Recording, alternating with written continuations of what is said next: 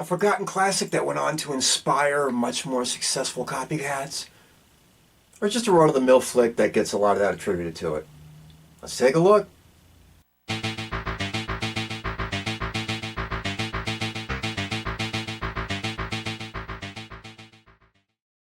Okay, everybody, today we're going all the way back to 1974 to look at a little bit of a holiday slasher flick that some remember, some don't. It is what it is, but we're talking about Black Christmas. Before we go any farther into this, before we check out this little gem anymore, once and again, and as always, to the trailer.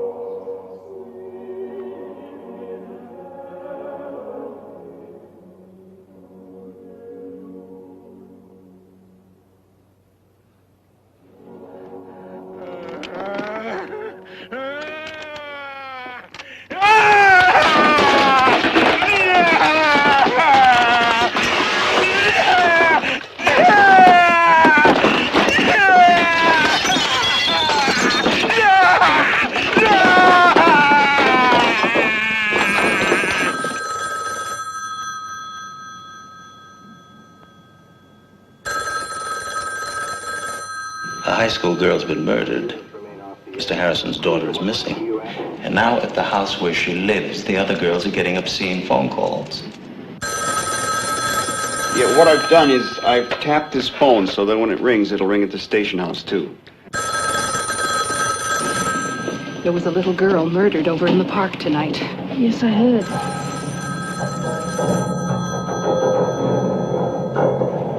Your phone's ringing.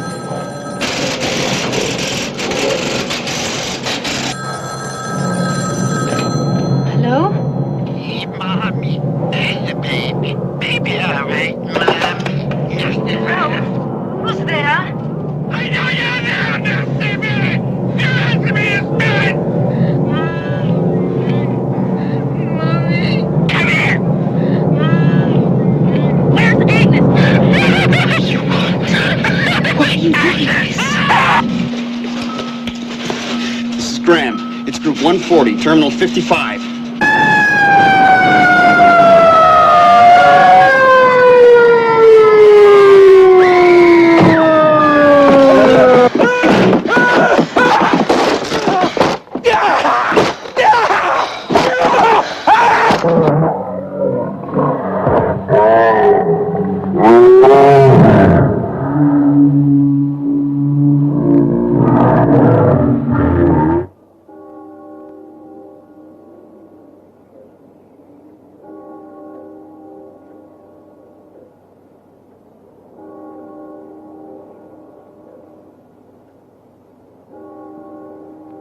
Remember those idyllic scenes out of your childhood?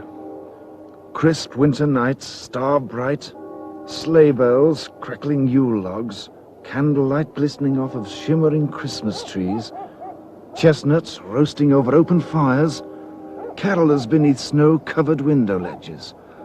Remember those. Remember them well. After Black Christmas, they'll never be the same again. Black Christmas, starring Olivia Hussey, Keir Dullea, Margot Kidder, and starring John Saxon as Lieutenant Fuller. If this movie doesn't make your skin crawl, it's on too tight. Okay, this motion picture was directed by Bob Clark. Not a name that jumps out at you. A couple of his movies, well, we're talking about he did Dead of Night. He did Breaking Point and Murder by Decree and The Very Hollow Rhinestone and Turk 182 and Loose Cannons and Baby Geniuses, and he did Porky's 1 and Porky's 2 and some other TV work. It is what it is, but more importantly, he gave us A Christmas Story. Oh yeah, you remember. You'll shoot your eye out, kid.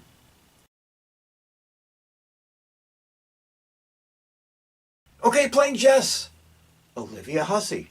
Not many of you can remember her, just the way it goes. But she was in some things that kind of made some waves at the time. We're talking about she was in Death on the Nile. She was in Romeo and Juliet and Lost Horizon and Summertime Killer and Jesus of Nazareth and The Cat and the Canary and The Pirate and Ivanhoe, and she was in Psycho 4. In It, the TV miniseries and Island Prey, and she did some voice work here and there. So she was on the scene. If you're around at that point in time, you may remember her, may not, but she was out and about. Playing Peter, Keir, Dullea, I can never pronounce his last name. It is what it is. I'll never remember it. It doesn't make a difference. He's the guy from 2001. Let's roll. Of course, he was in things like 2001: A Space Odyssey. He was in 2010, the year we made contact. He was in The Thin Red Line. And he was in The Haunting of Julia and Brainwaves and Blind Date, which you guys know I already did. And TV work like The Path, Law and Order, The Star Lost. So, basically, you know his claim to fame. Anything he was ever in other than 2001, you just look at it and say, hey, that's the guy from It Is What It Is. Playing Barb. Oh, Margot Kidder, the late and the great. Let's run the numbers. Of course, she was in Superman 1 and 2 and 3 and whatever the hell, however many of them there were. But she was also in the Amityville Horror and that little classic Sisters and The Great Waldo Pepper and Some Kind of Hero, which gets completely forgotten as said, and Miss Wright and Mob Story and Windrunner.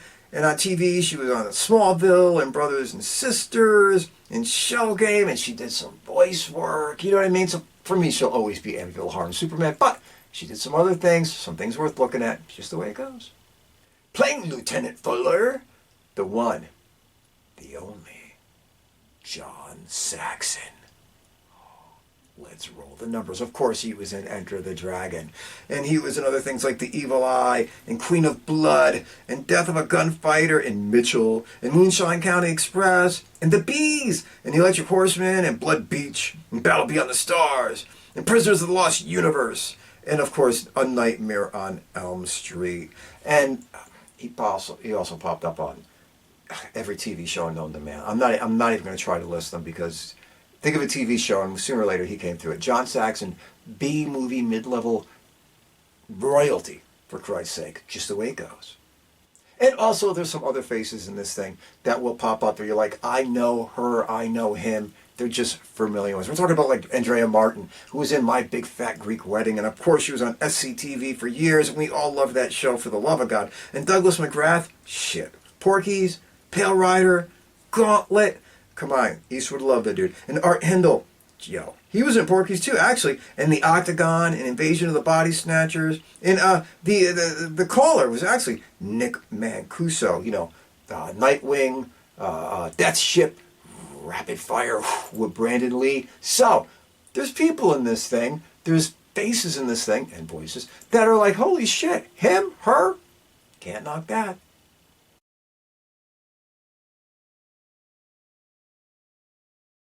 Okay, everybody, we're going to do this in 90 seconds or less. Keep it short, keep it fast, keep it entertaining, keep it moving, so we get to a much rather be the summation. And let's face reality, the plot of this is so paper thin that I'm going to fly through this, really, so we can get to the summation where we're all going to be much happier. Anyway, the motion picture starts out, there's a sorority house, and they're kind of having to get together, a Christmas party, it is what it is, and all of a sudden, this guy, in a point of view shot, climbs up the side of the building and goes into the attic. Well, a couple of minutes later, a weird phone call comes.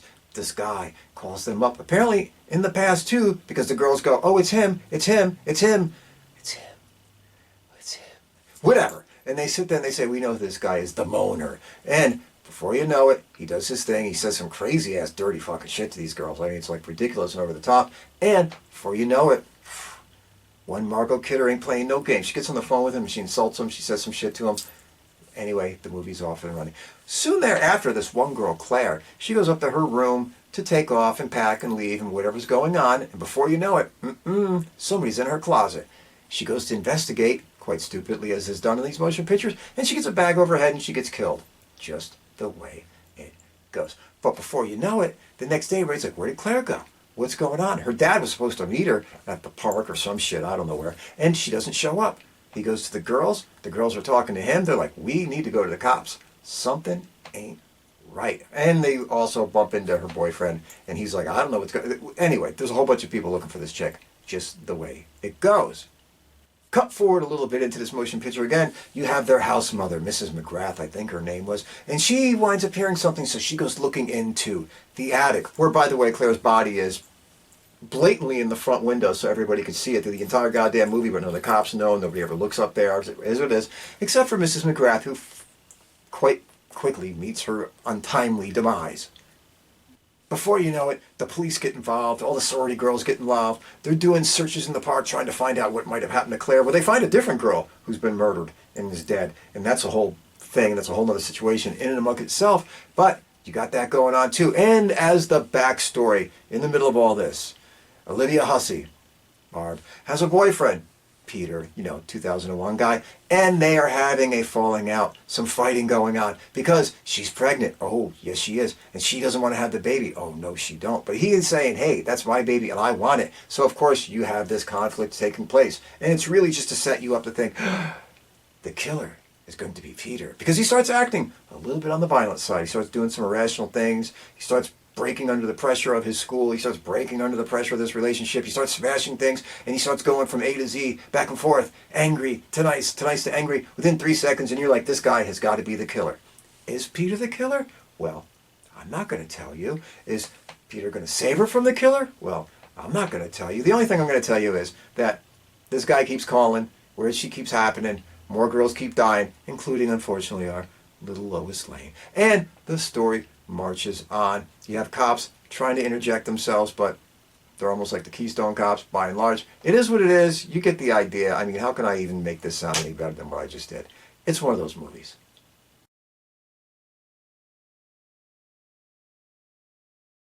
Okay, everybody.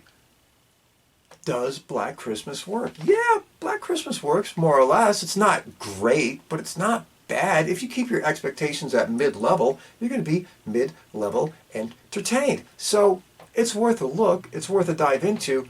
But there's one misnomer before I get into the big three and do the directing and all that is, a lot of people give this movie more credence and more of a look because they hear the old story. This is the movie that inspired Halloween. And I get it. It takes place on a holiday. It's a slasher flick. And it starts off with a point of view from the killer's viewpoint. Okay. Other than that, they're radically different movies. Shot differently, acted differently, different tone, completely different flicks. And when somebody actually asked Carpenter if he ripped off this movie or was inspired by it, he actually laughed and said, no, not that movie. So I don't really think that that inspired this, or I should say that this inspired Halloween.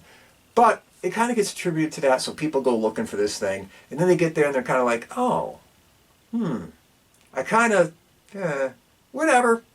Okay, now we got that out of the way, let's do the big three. The directing.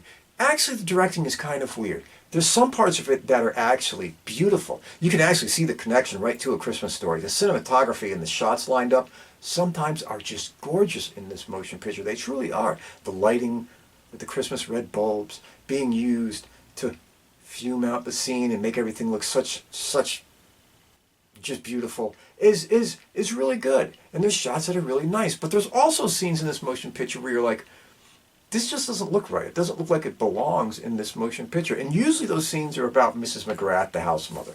It's usually where anything with her in it, you're like, did Larry Hagman just take over directing this motion picture? Did he step off of Son of the Blob and come in and shoot her scenes? Because usually anything with her in it tends to look like shit.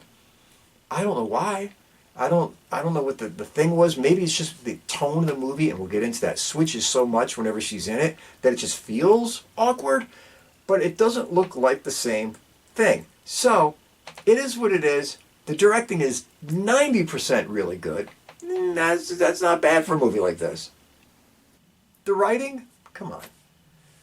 The movie's called Black Christmas, not Black Sunday. It's one of those motion pictures where as long as the dialogue is good enough to get you from point A to point B, you're going to roll with it.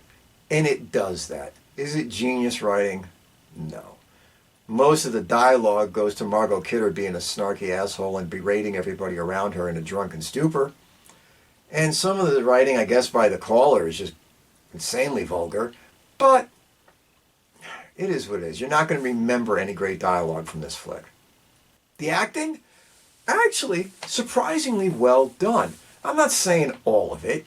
I'm not saying every minute of it. But Margot Kidder, she delivers. Olivia Hussey, she delivers. Keir, he actually delivers. He brings this kind of offsetting tension to the whole thing. So he actually brings a presence to it. And John Saxon is John Saxon. If you've seen John Saxon in Nightmare on Elm Street, you basically get the same goddamn character here. So he is who he is. The acting in this thing is above par for the kind of motion picture that this is, which is basically a low-level slasher or fucking drive-in type movie. It is what it is. The acting's good. Now, back on track to why this motion picture works mostly and why it has some flaws. First off, again, for the kind of motion picture this is, it looks good, it's acted well, and the story is okay enough to get you moving along. Are there plot holes in it? Oh God, yes there are. Is there inconsistencies? Yes. Is there things that are so blatantly obvious and stupid where you're like, how did anybody miss this? Like the dead body in the goddamn window through the entire motion picture and none of the cops see it, none of the sorority sisters see it, nobody ever notices it, nobody thinks to look in the fucking attic. Yes, there's all kinds of boneheaded shit like that. But that's why this is a mid-level, at best, slasher flick that's entertaining enough, but don't get carried away. And since we're on that, let's touch into a couple of other things that just don't quite match up in the motion picture. The motion picture is trying to really be like a dark, tension-ridden, serious motion picture at points. And then all of a sudden, there'll be shifts in tone and mood that just blatantly do not belong in this motion picture. Usually anything with Miss McGrath, the house mother, does not belong in this motion picture at all. She just plays this, older chick who hides booze all over the house, talks to herself, puts on makeup all the time, and she's like a strange comedy element almost to this motion picture that just doesn't belong there. I don't know why they played it that way. I don't know what they thought they were achieving. But when you watch the motion picture, you'll see that anytime that they kind of put her in it, you're like, why is this character here? Or at least, why is this character acting this way? It just kind of pulls you out of the motion picture. But that's not the only time. Speaking of it, there's scenes in this motion picture where the police found out that there is one girl slain and killed in the park, and there's another girl missing, and everybody's looking for them. But then they're in the precinct laughing to themselves hysterically because some girl, Margot Kidder, said to one of the deputies, fellatio, and he didn't know what it meant. So basically they're just laughing, and it's so inappropriate. You're like, we're in a serious movie where girls are dying and disappearing and family members are distraught. And the cops are just behind the scenes like laughing at like dick jokes. And you're just like, it didn't really belong here.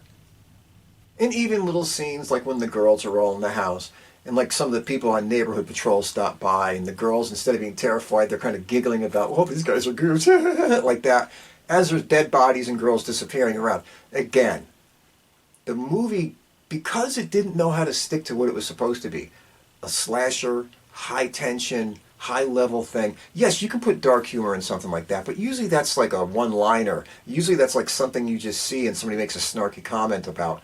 And you can just kind of roll on that, okay, there's something fucked up just happened in this world. Somebody made a dark, funny comment, and you move forward. This motion picture doesn't really do that. They just have these like comedy scenes, or at least scenes that don't belong in a motion picture like this. Also, this motion picture runs about an hour and 38 minutes, hour and 40 minutes. It is what it is.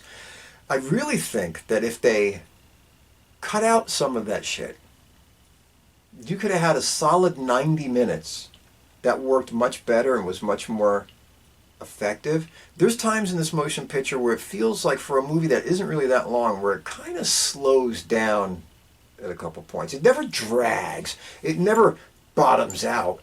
But there's motion picture moments where you're just like, this didn't need to be here. It kind of padded this thing out. It didn't really hold any water, so why are we doing it? We could have sped this up. We could have kept the tension a little higher, and we could have dropped some of the nonsense. And also, I don't think it really helped the motion picture that it had like this very ambiguous ending. Yes, I'm going to kind of give things away, but who gives a shit at this point? We're trying to review this thing. I'm sorry. Whatever. But at the end of the motion picture, you never really see or find out who's doing these things. You just know that they never really quite catch him. You don't really get any motivation. You don't even get any reason, which is fine. If you got a movie like Halloween where this guy just goes apeshit nuts, he's the personification of evil and just starts wasting people, that's mysterious and that's great. And you can use something like that. In here, it just kind of felt like the motion picture didn't take the time to explain. Didn't feel like figuring it out in the backstory. It didn't feel like providing that information. They just didn't care. I don't know. It just didn't have the same feeling of like in Halloween where this thing takes place. And again, you don't need the shark to tell you why he's eating people in Jaws. You don't need Snake Plissken to tell you his life story to show you he's a badass. And you don't need Michael Myers padded out to exactly dive into the why this man monster is doing what he's doing. But in a motion picture like this, where you would sit there and you would say, okay, you know, like in a movie like Seven, you kind of get to the mentality of the guy in it. And this movie would have been better off if they gave you a little bit of that. A little bit of like what is behind it, or at least show us who the hell it is by the time this thing wraps up. We know it's not this guy, but who else could it? Whatever. It was just not flushed out. Now after all that, you're going to say to yourself, why the hell is he even saying I should check this thing out? Again, it's 1974. It's kind of a classic made in 1974. It was an earlier slasher flick. It did what it did. It's well acted. It's mostly well shot. Stylistic choices could have been made better. Plot holes could have been filled in. And it could have been better flushed out. But again, it's a slasher dirty collar flick from 1974. Keep your expectations in the middle range, and you're going to be mildly entertained. Plain and simple. Anyway, be good. Take care. Stay out of trouble. Be kind to a friend. Be there. Wait, I said that wrong. Be kind to a stranger and be there for a friend. Woohoo! Getting old, folks. But most of all, never, and I mean never, take any bullshit from anybody. See y'all soon.